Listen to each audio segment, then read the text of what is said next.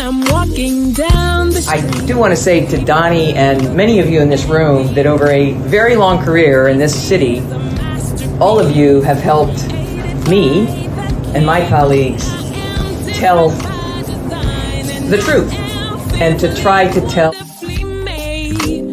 I may not look like you and you me, but Take my hat off. I'm South Carolina, so I just... What does this event mean to you, Miss Peggy Moss? Oh, my heart, Happy 20th anniversary. my heart is about loving up on my sisters. Do you know what it feels like to have your sisters in the room? Done. And dare to be different and unique. I'm gonna be the best me I can be by letting His glory shine through.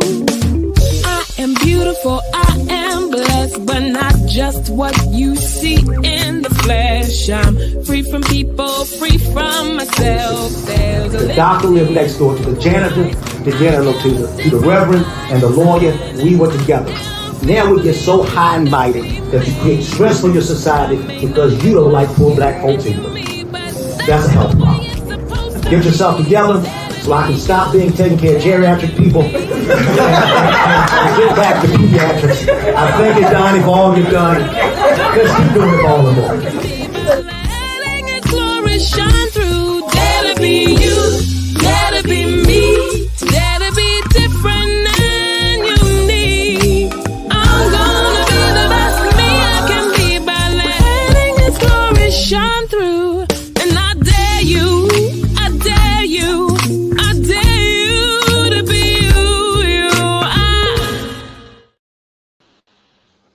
Good morning. First name's Doni, last name's Glover. Entered the winning for the long haul, baby. I'm sure you have seen the news. There was a huge bridge collapse here in the city of Baltimore, and our prayers go out to all of the victims, to the families, and to all of those involved.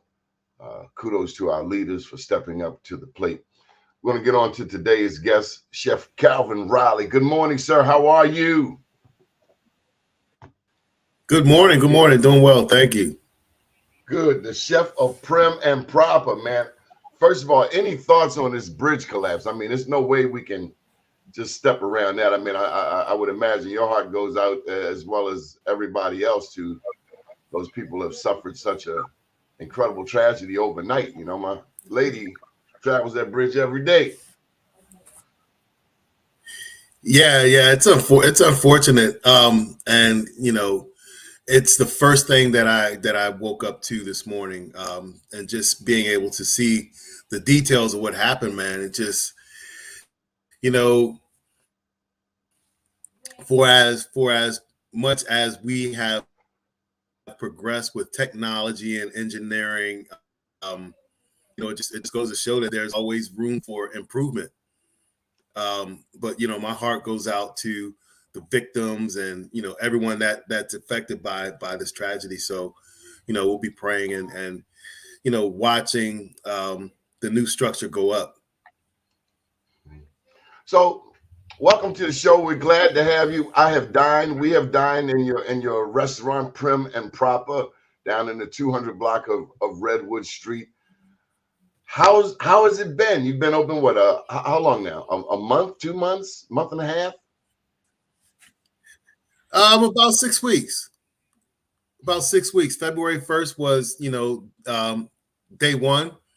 And we've been going at it, you know, strong ever since.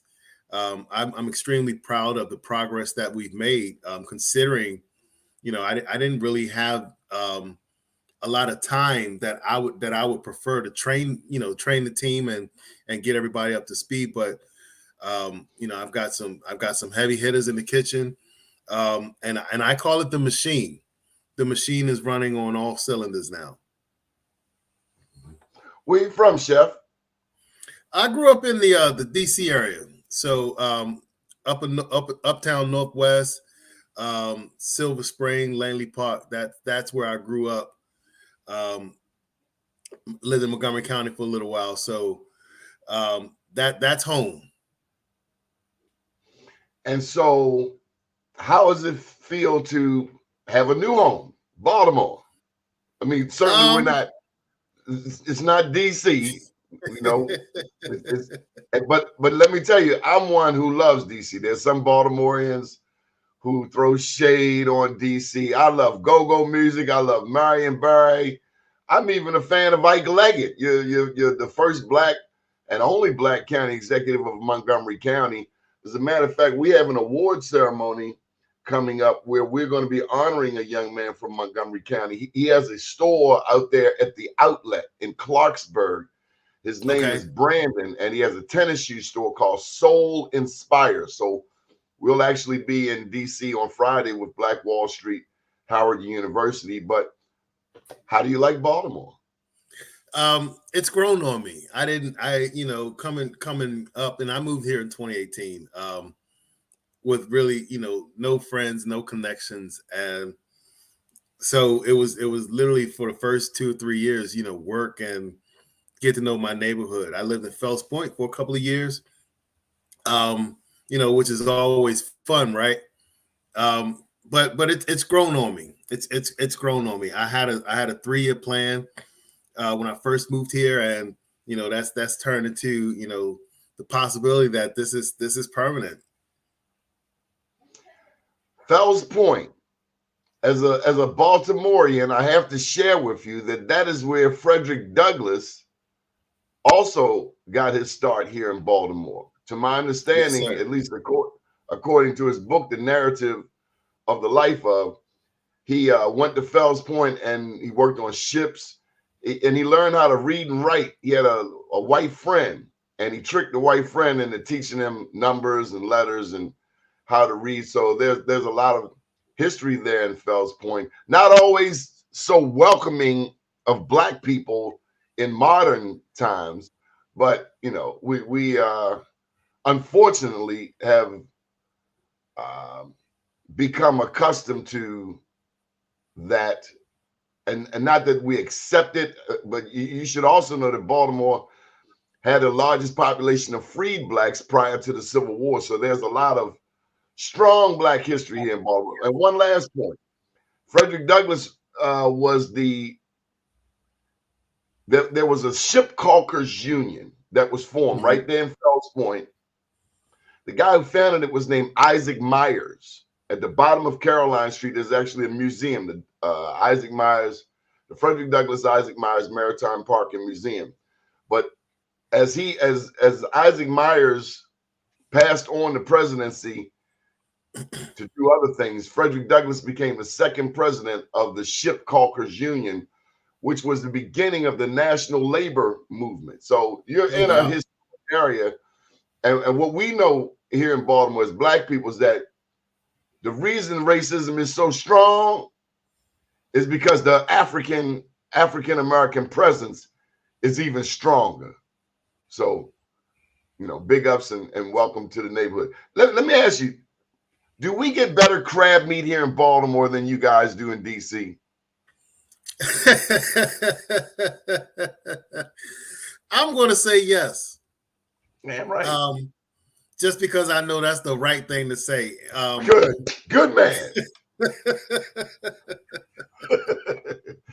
Chef, we enjoyed your meals. Let's start with that salmon dish that's in the pastry that comes out in the circular. It's nothing a person would expect. What's happening with the salmon dish and the pastry? I don't know the name. Forgive my ignorance. That's all right. It's called a salmon en croûte. And again, because I'm classic French trained, I went to a French culinary school. I try to incorporate as much of my foundation in cooking in the menu. So the salmon en croûte is a very French dish. Puff pastry is a very French technique. So putting the salmon, we poach the salmon first, and steam spinach, and I make a salmon mousse, and all of that goes inside of the puff pastry, which when we bake it, and they call it puff pastry, it's just flour and butter, no yeast, but the way the technique in making the pastry allows it to rise, kind of like a croissant. So yeah, I mean, it's a very technical dish, but very classic in French cuisine. You know, Chef, I'm, you know, we're gonna go all over the place, and I definitely want to get back to the French training. But when I was last in your restaurant, we did the Black Wall Street Prim and Proper last Monday. So thank you for having us in the house.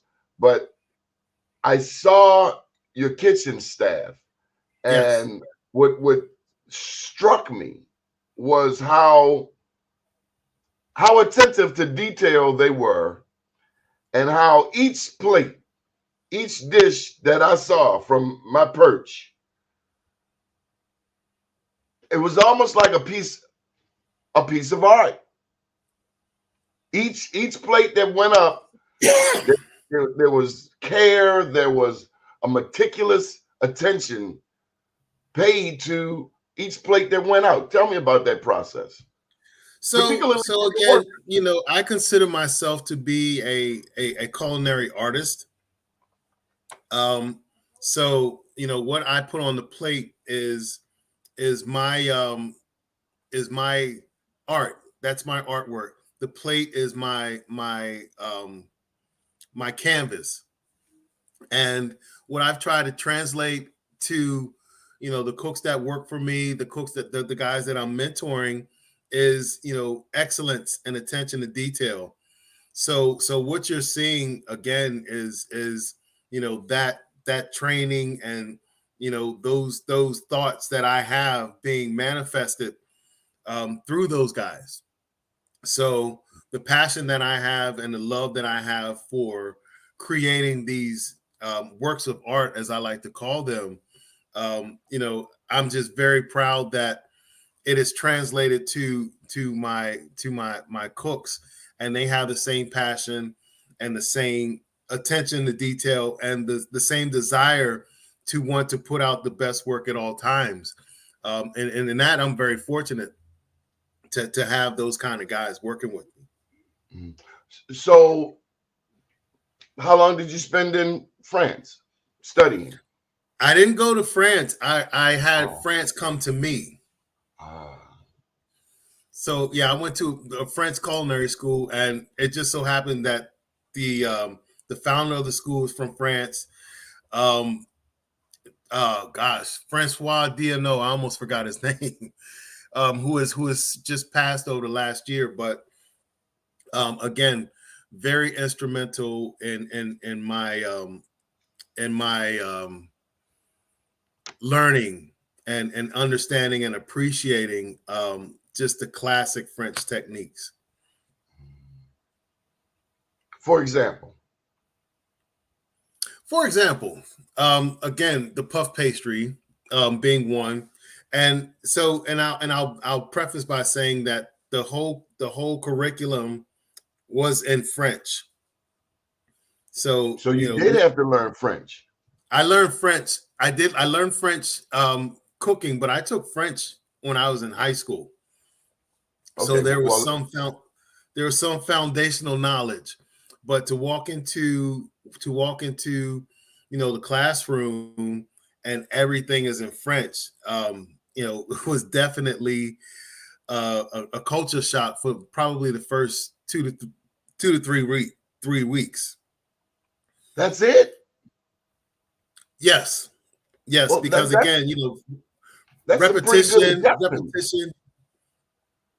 repetition, and hearing.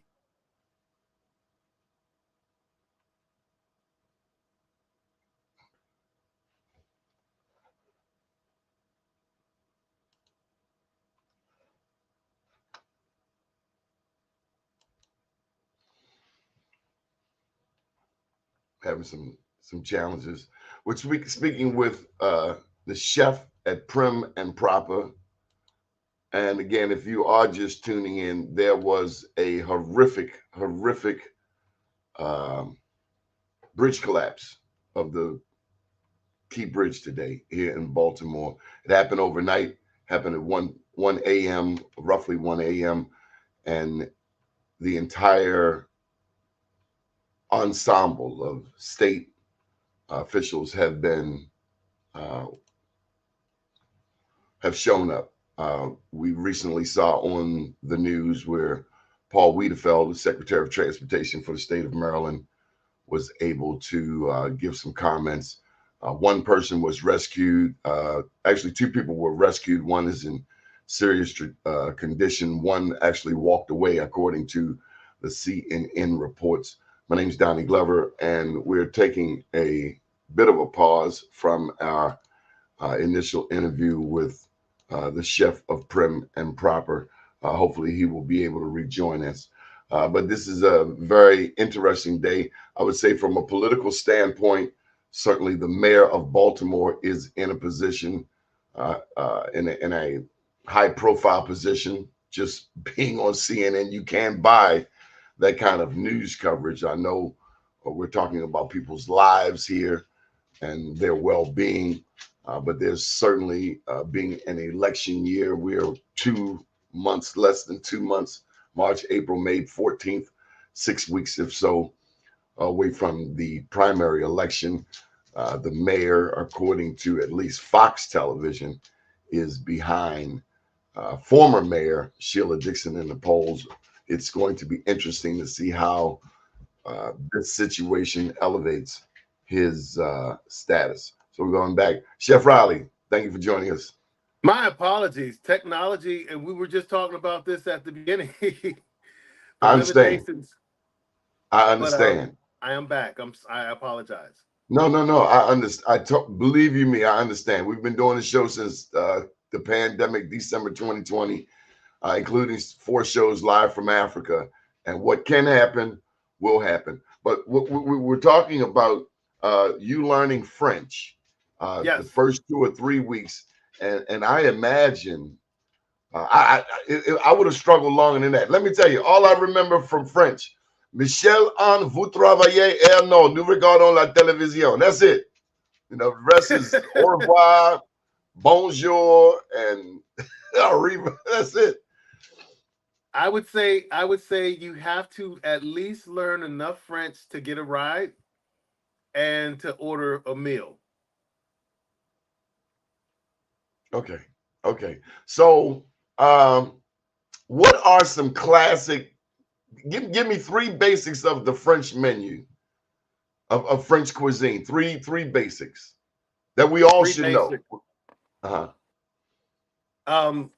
Wow. Basics. So when we come in your restaurant, we want to speak intelligently. And let me just say, my God, it is beautiful on the inside. I love the inside, the gold, the paintings on the wall, the people with no necks. I mean, I just love the setup. I listen. That is when I tell you, and I think you already know this. You know, Prim and Proper was a collaborative effort. A lot of people came together in a short amount of time to make that project happen. And that is the handiwork of our project manager and the interior designer, Tiffany. I want to say her last name is Middleton, but she put that together, man, and it just came together. It's very, very beautiful. You put it up against any restaurant anywhere in the world, I would imagine. Absolutely. You know, and you know, there's a Baltimorean who gets a lot of shine for you know, what he's done with the Atlas restaurants. I'd put Tiffany up against that designer any day and twice on Sunday. So give me 3 basics that when we come into Prim and Proper, that we should know. We want to edify and educate those watching this show on French cuisine at Prim and Proper. Sure. So there are 3 things that I've put on the menu, and so we've tried to slow walk the French cuisine, because I understand that, you know, for a lot of people, well, now I'm not going to say a lot, because I believe that Baltimore especially Black Baltimore, is ready for these kind of elevated experiences. But we wanted to slow walk the classic French meals or plates into the menu. So what we've done is we've tried to make the menu very familiar. First of all, so you have things like the burger, um, the rigatoni, the a couple of the salads that are more familiar, right? But as we progress, you'll see like a niçoise salad, which just has green beans and potatoes. And basically, what the French do is they'll name a dish according to ingredients that are in a specific part of the region of France. So, for example, we're doing a Chilean sea bass, and it's called Provencal. And Provencal just simply means using the olives and the tomatoes that are part of the Mediterranean region, and incorporating those in the dish. Um, as you go up more toward like the Alps area, where the skiing in France are, you'll come across dishes like the tartiflette, which are more savory and hearty dishes. The cassoulets, the stews. We're doing a vegan cassoulet on the spring menu, just to give some vegan options, but also some of those more savory French dishes. So there isn't really anything particular that I would say that, oh, you've got to have this, but I try to explore more of the regions of France, because again, you have the Mediterranean to the south, you have the mountains to the north. So this rendition of the menu, I tried to give a little bit of all those regions. So the duck confit vol au vent, which again is just utilizing puff pastry, but instead of being wrapped in puff pastry, it sits inside of puff pastry, and that's the duck dish. The salmon en croûte, which is just wrapped in puff pastry, the same way you would do a Wellington. Um, and again, I just think puff pastry is one of the most beautiful things to cook with, right? But as the spring menu comes out, you're going to see more of the specific regions of France, and focusing, especially because of the spring, we're going to focus more on the southern region. So you'll get more of the cold soups, the vichyssoise, and the what we're going to do with the Chilean sea bass on Provencal. So really utilize the Mediterranean regions of France. So, In as you ingredients. mentioned, the Mediterranean region, I am a huge fan of the Mediterranean diet. Just ask Wegmans. I mean, from the sun-dried tomatoes to the Yes. mozzarella cheese to the feta cheese to the olives. I was in Jordan, and I gained a deep appreciation for olives. Yes. From a tablespoon of olive a day to understanding that Jordanians in particular rub their babies down in olive oil. The olive oil, the olives have. How is that for the diet? I mean, we're battling obesity here in America.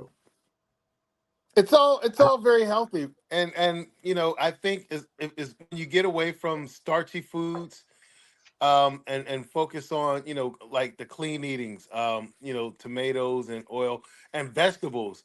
I think those are beneficial for your diet, and considering that we all could use losing a couple of pounds, that clean eating it's great for me. So Okay, again, what I eat, I like to translate into my dishes that I'm serving. okay. I was having this debate at dinner the other night about French wine being better than Italian wine. What's your thought on that, Chef? Excuse me. I have a biased opinion as well. French wine to me is everything. I take French wine over wines from Spain wines from, the southern regions, just because, French wine is just great to me. And so the thing with wine that I've learned is, like with everything else, and my dogs are now ready to get out. It's all good. The thing with wine, it's like every other dish, right? The regions. I'm going to go into the other room Okay. again. We understand. Technology. We're dog friendly here. I got a German Shepherd right here, just waiting to make some noise. But the quality of the wine and the type of wine depends on the region in France where those wines are created. So you get your Bordeaux's and your Côte d'Arones based on the region in France where those grapes are grown and cultivated,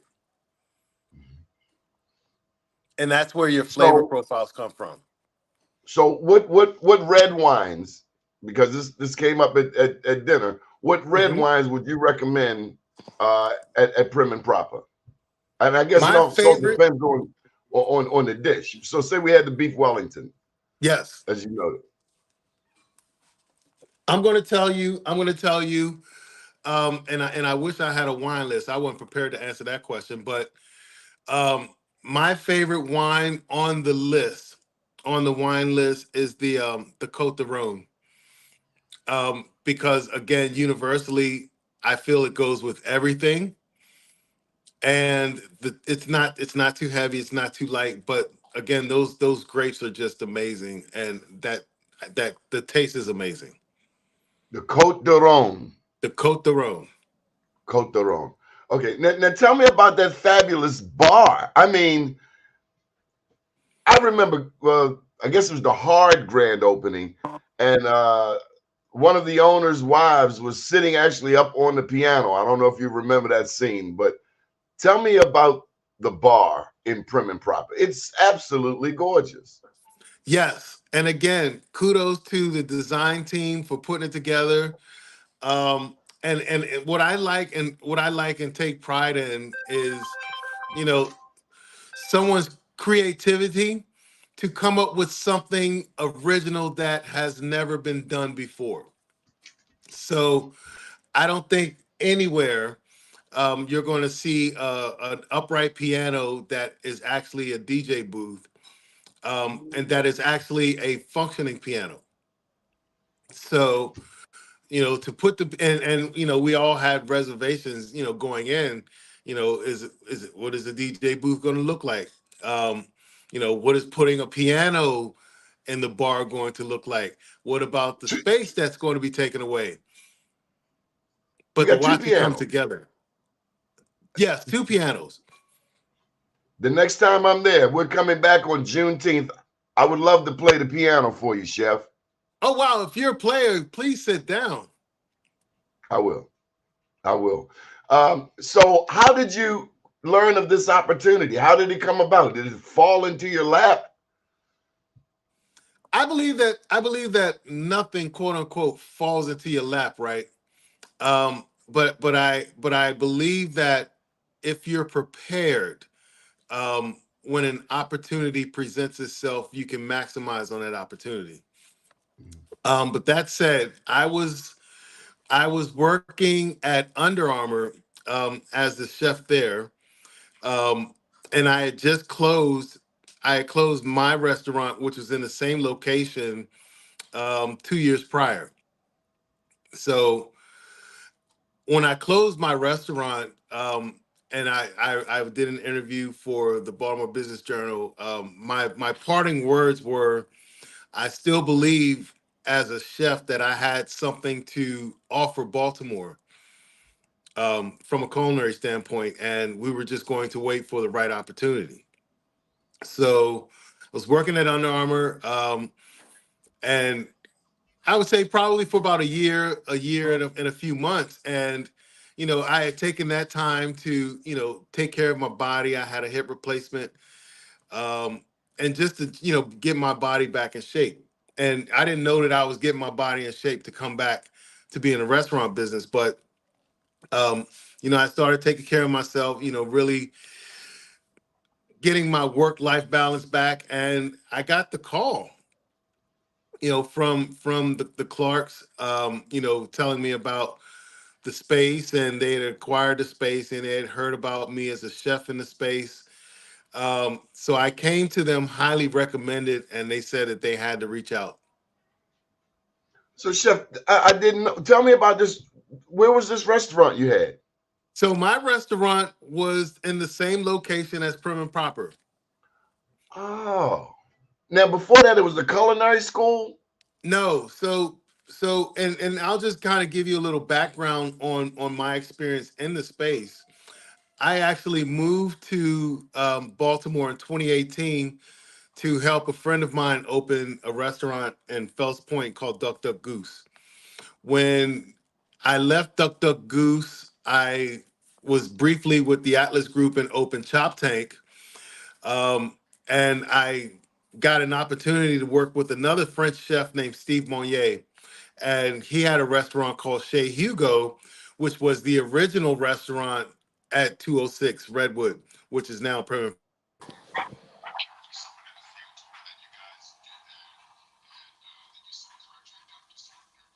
The audio went out, Chef.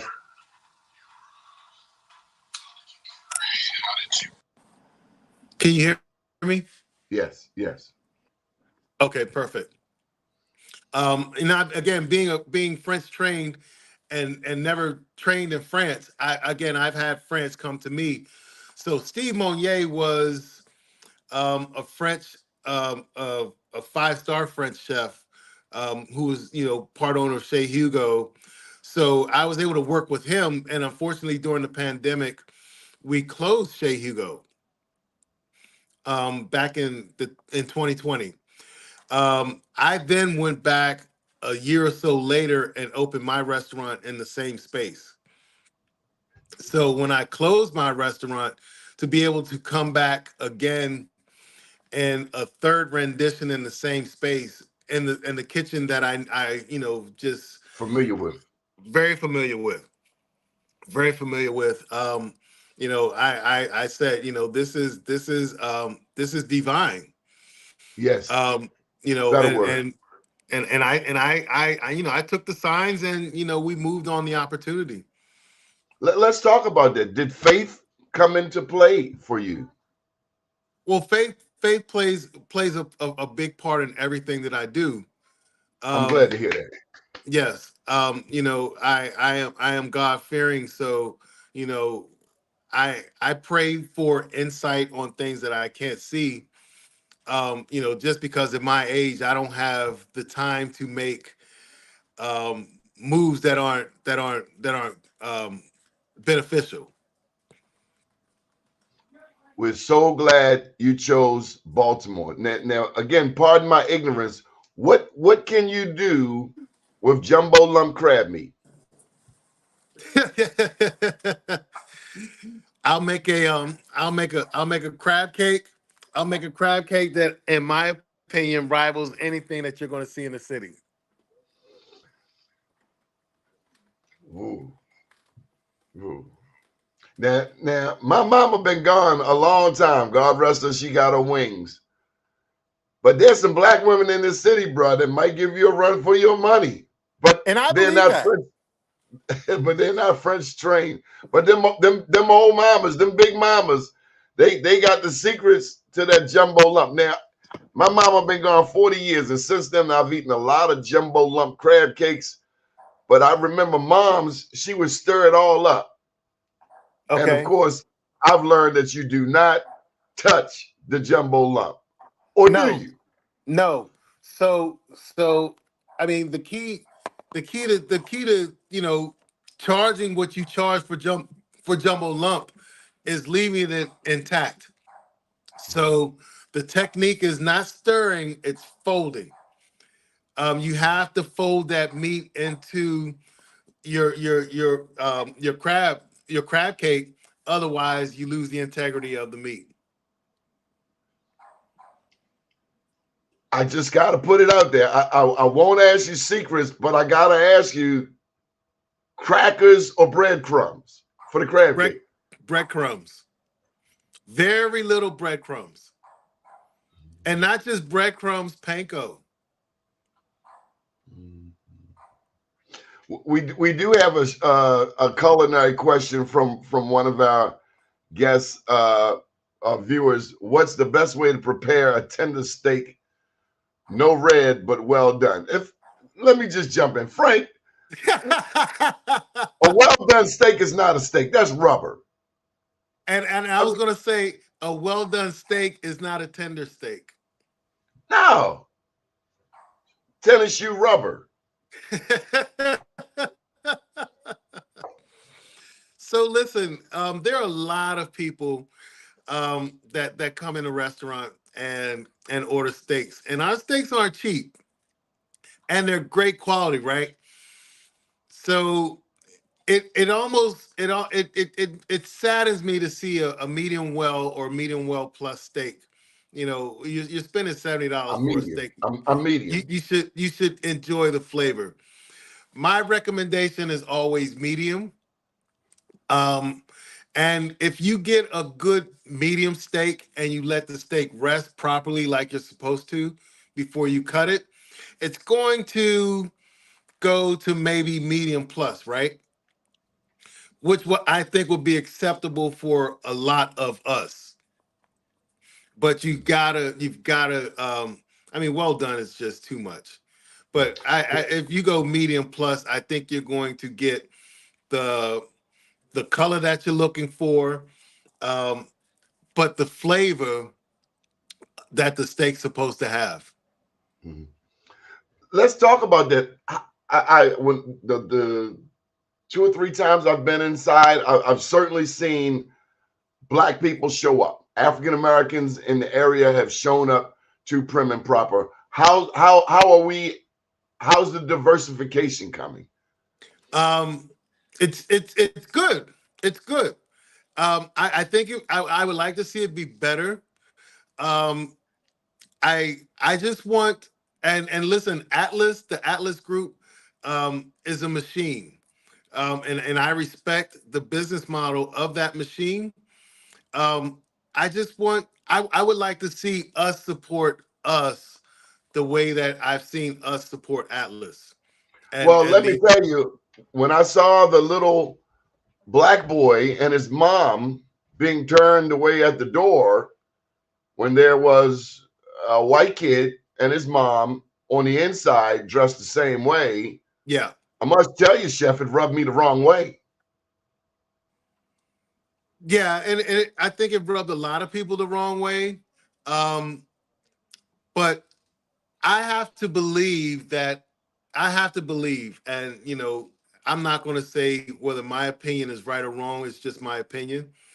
But I have to believe that was just poor management and poor execution in a situation, rather than a company being quote unquote racist. I have to believe that. I have to believe that they better support you like they've never support. Like as Tanya says, like it's nobody's business, and that's how they can compensate for that, because we believe in reparations on this show. My brother. But that said, I've gotten I would say all ends of the spectrum.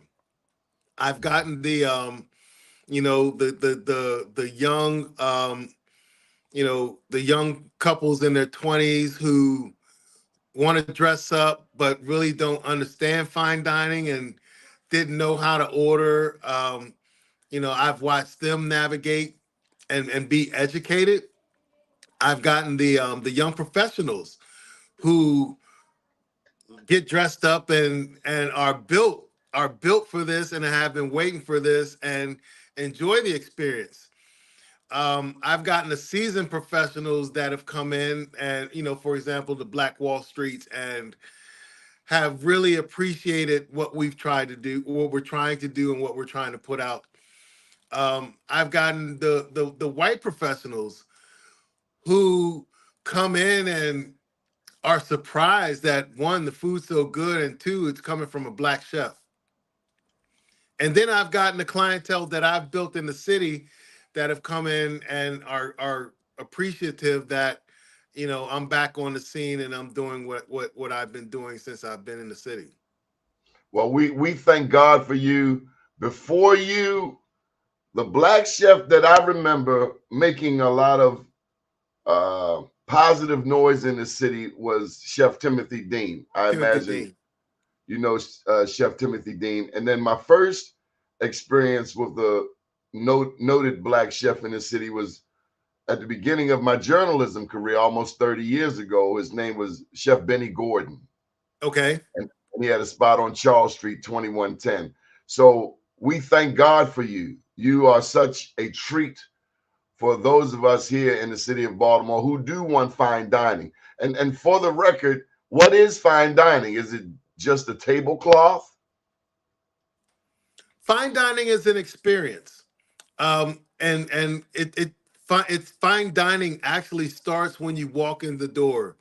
The way that you're greeted by the host or hostess, the menu, the service, um, the way that the server pours your wine, the attention to detail, all of that is what fine dining consists of. Before you even get to the food, fine dining as food is just simply dishes that are that are elevated but executed to a standard, a standard of excellence, and that's what I've tried to do. But we were talking about black chefs. There's a black chef who early in my culinary career I wanted to emulate, and he's no longer with us. His name is Patrick Clark. And Patrick Clark was one of the pioneers of fine dining in New York. You know, back when it just was unheard of, you know, for black chefs to be in that space and in that space on a high level. Patrick Clark was one of the first and one of the best to do it. So what I've tried to do in my career as a chef is to one, emulate him, but also show the culinary scene, you know, the chefs, my peers, you know, who may not be black, that we can do it just as good as you can. I was going to say, Chef, because when I think about the history of Europe, when I think about the Moors and their 700 to 800 year reign over Spain and Portugal, and all that they brought to Europe,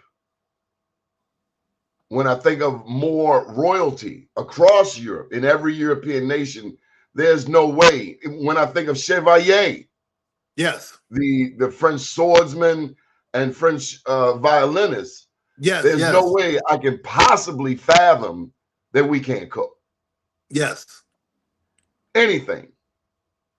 My mother could bake a shad to where the bones almost dissolved. So I would never put our chefs down. Chef, what was the name of that red wine again that you recommend at your restaurant? Cote de Rhone, COTE DERHONE.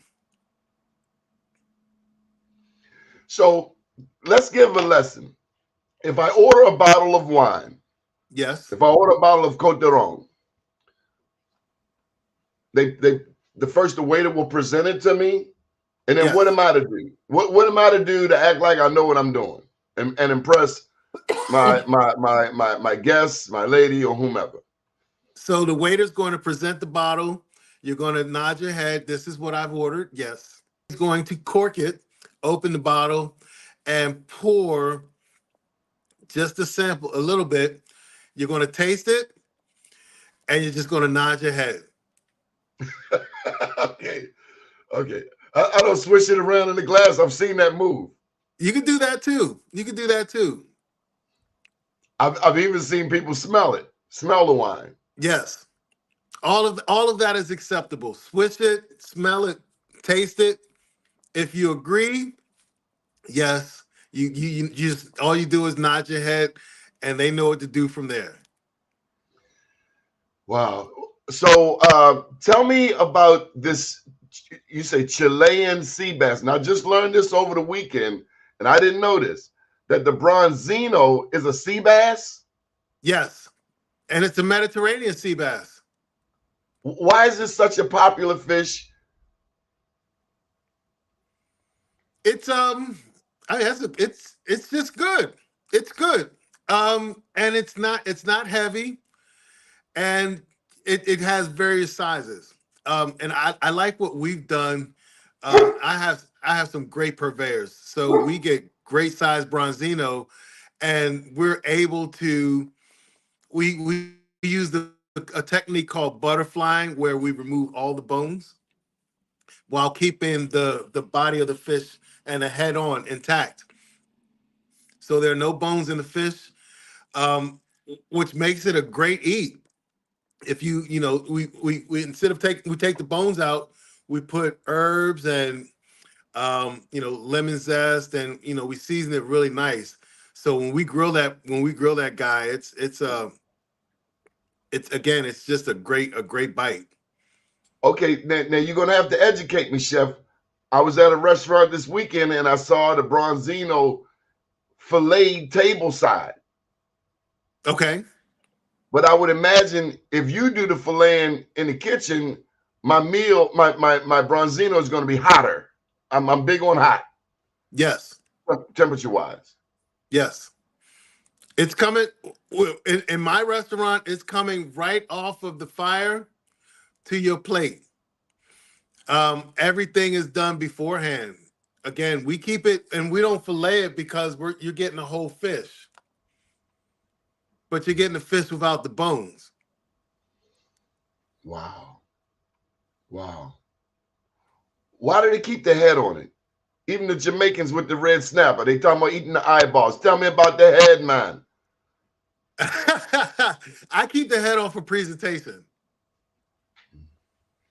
Yeah, I was in Jamaica. They said you got to eat the eyeballs to the red snapper, man. If you don't eat the eyeballs, you won't have good luck, man.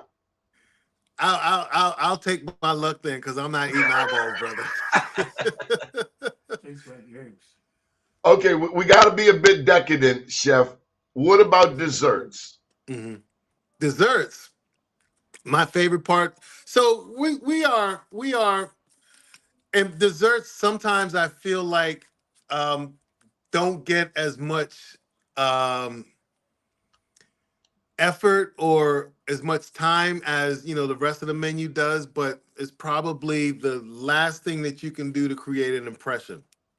So again, because I have such a great staff, my sous chef is a pastry chef. We are about to blow the doors off with the dessert menu. Again, starting with the classic creme brulee. You have, if you're doing anything French in a restaurant, you have to have creme brulee. So we're going to start making. Oh wow, we're going to start. Hang on. If you're just joining us, we're talking with Chef Riley, Calvin Riley of Prim and Proper. All right, we're going to start making our own macaroons in-house. So we're doing macaroons in-house. We're going to do ice cream in-house. And we're going to add various cakes and what we call petite fours. Petite fours are little little desserts that you could just, pop in. We're adding all of those to the spring menu. So you immediately took my mind to that appetizer you have, the hard-boiled egg with two different caviars. One is black and one is reddish. What is that dish, please? That's my take on deviled eggs. And that was my partner saying, "Chef, we want deviled eggs on the menu." And to me, deviled eggs, I didn't feel like it was an elevated dish. So I, started thinking what would make deviled eggs or the concept of deviled eggs elevated. And everyone that preps these eggs has said an obscenity to me or sent one in my direction because the technique is so complicated. Literally, what we're doing is we're taking a boiled egg and we're cutting off the bottom so that it stands up, and then we're digging out the yolk. And you have to be very, very delicate in doing that because you'll break the egg white. And then once we dig it out, we're then piping it with our deviled egg mixture. So it presents very, very, very, or it presents like a hard boiled egg that's been hollowed out. How are our older customers receiving Prim and Proper? And I'm 58, so anybody above 58, but I'm talking about our seniors in particular, 65, 75. What are the elders saying about Prim and Proper? It's funny you asked that. I had a group come in on Sunday and they were elderly, and I'm gonna say the young lady, but she was definitely she could have been my grandmother. But the young lady says to me, Chef, this French onion soup is great, but for $15, I want the whole oxtail in the soup. Because we put oxtail in the French onion soup, and she wanted, that was her way of telling me she wanted more. But she did say, and we had a good laugh about that, but she did say, this restaurant would do great because the food is really good. So I feel like they're receiving it very well. The music might be a little too loud for them, but they love the food. So as you can see, we have a dog show. Why don't you take a minute? Can you share just some of the items on the menu for those listening? Absolutely. So we have, the reason I like this menu so much, because when we did the marketing for it, the one thing that I said was there is something on the menu for everyone, right? If you're used to fine dining dishes and you want classic French dishes like the foie gras, we've got that for you. If you just want to come in and have a burger, we've got that for you. If you like fried chicken, we've got some fried chicken with caviar, um, shrimp. We've got shrimp with crab fried rice, pork belly, lobster ravioli, one of my favorites, the rigatoni. Again, there's something for everyone, and I'm always running specials. We just ran a lamb chop special. We're currently running a filet mignon special. So you want a steak? We got steaks for you. You want to be fancy and get a tomahawk steak? We got that for you as well.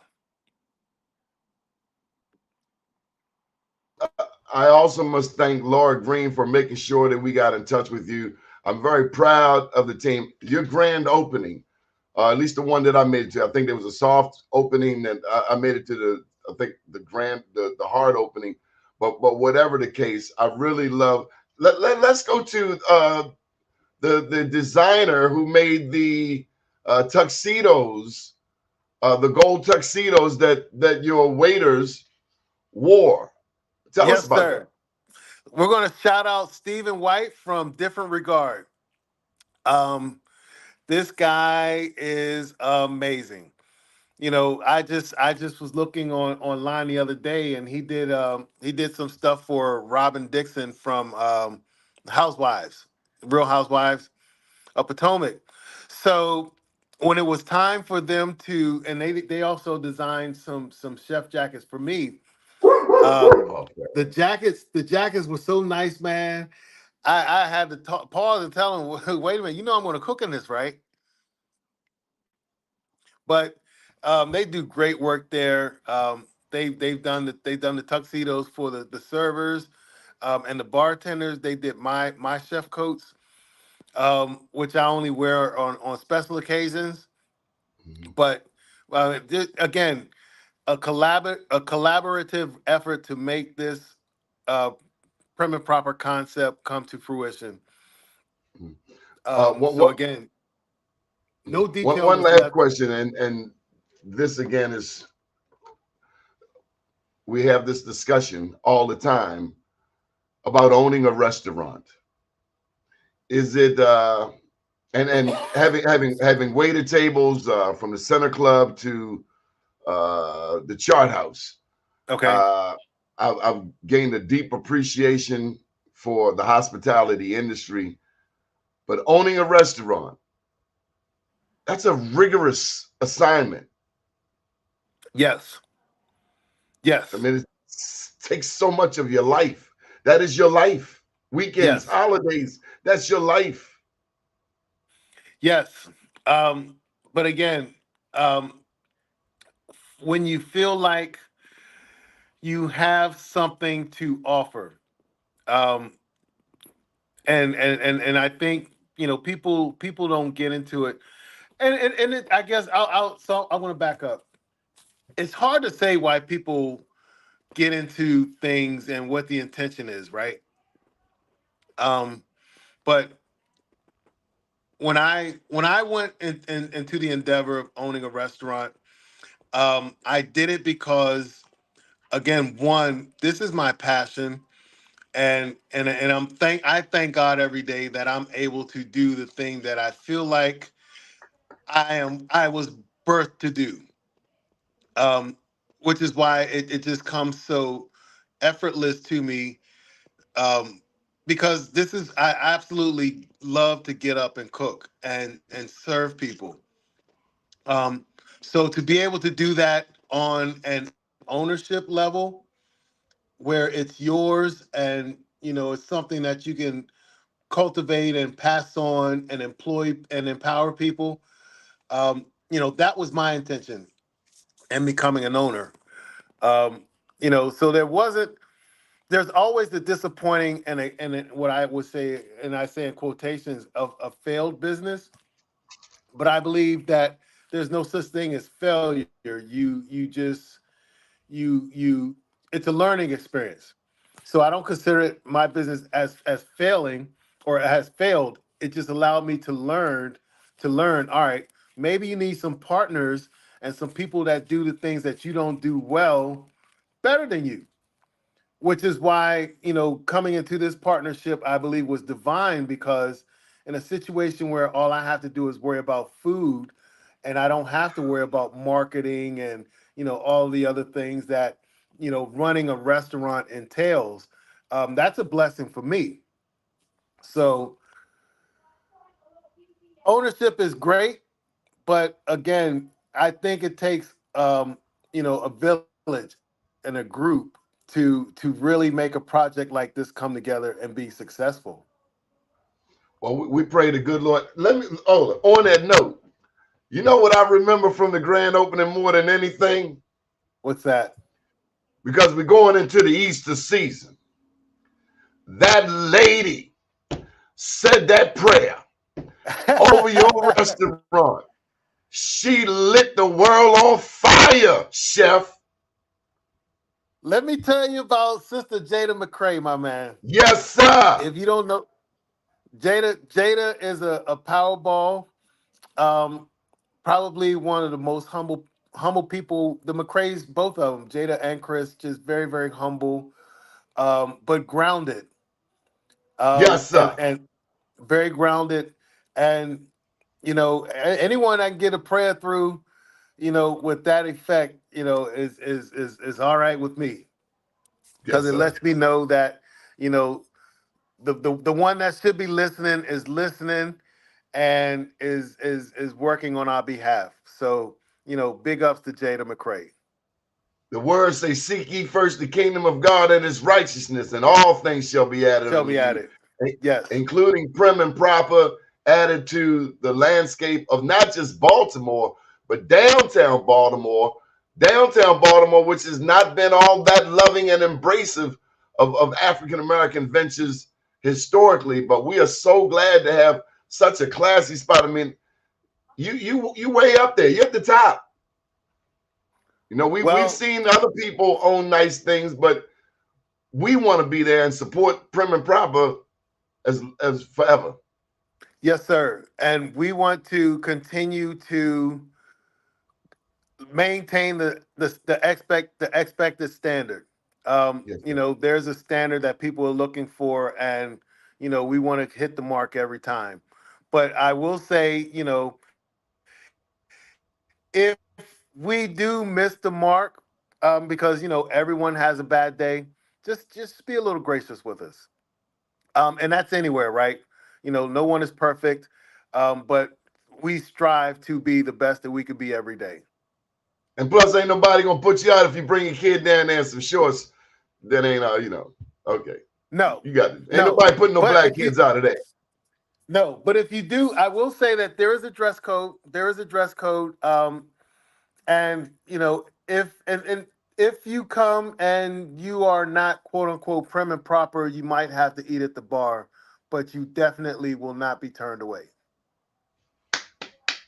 We love you, Chef. Welcome to Baltimore. Thank you so much. I love being on the show, Mr. Glover. You are the best, and we hope to see you soon, sir. You will. Thank you so much. Très bien, merci beaucoup, and au revoir. Have a good day, my friend. Yes, sir. Talk Good soon. morning, world. Bonjour.